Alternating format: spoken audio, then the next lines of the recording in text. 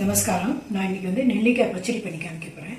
சாமான்லாம் எடுத்து வச்சுருக்கேன், காமிக்கிறேன். 3 பெரிய நெல்லிக்காய் வச்சுருக்கேன், 2 பச்சை மிளகாய் வச்சுருக்கேன், உப்பு வச்சுருக்கேன், தேங்காய் அதுக்கு வச்சுட்டுருக்கேன்.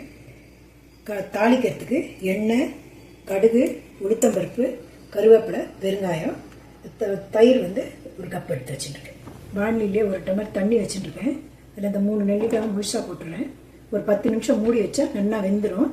அதுக்கப்புறம் அதை எடுத்துட்டு இந்த கொட்டையெல்லாம் எடுத்துட்டு அதில் தேங்காய், பச்சை மிளகாய், இந்த பல்ப்பும் போட்டு நைஸாக அரைச்சிக்கணும். அரைச்சிட்டு காமிக்கிறேன். வெந்த நெல்லிக்காய் இப்படி தான் இருக்கணும்.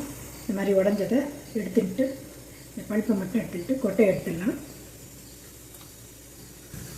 இதுக்கு தேவையான அளவு உப்பு போட்டுக்கிறேன்.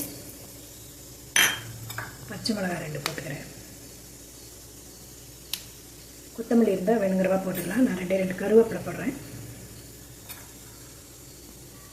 தேங்காய் போட்டு இதை நைஸாக அரைச்சி வந்துட்டு காமிக்கிறேன். நெல்லிக்காய் வெந்ததில் பச்சை மிளகாய், தேங்காய், கருவேப்பிலை, நெல்லிக்காய் எல்லாம் போட்டு உப்பு போட்டு அரைச்சி வச்சுட்டுருக்கேன். இது மாதிரி இதுக்கு தயிர் எடுத்து வச்சுட்டுருக்கேன். இப்போ கடுகு, பெருங்காயம், கருவேப்பிலை, உளுத்தம்பருப்பு தாளித்து வச்சுட்டுருக்கேன். 1 ஸ்பூன் எண்ணெய் விட்டு இதில் குத்திடலாம்.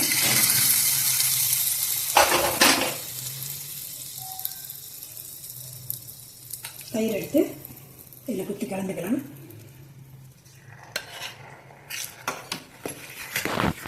போட்டு கடுகு பெருங்காயம்லாம் தாளிச்சு விட்டு பச்சடி கலந்து வச்சுருக்கேன். இதுதான் நெல்லிக்காய் பச்சடி. இது துவாதசிக்கு கண்டிப்பாக எல்லோரும் பண்ணுவா. இது ரொம்ப உடம்புக்கும் நல்லது. நீங்கள் பண்ணி பார்த்துட்டு சொல்லுங்கள். அடுத்த வீடியோவில் பார்க்கலாம். நன்றி.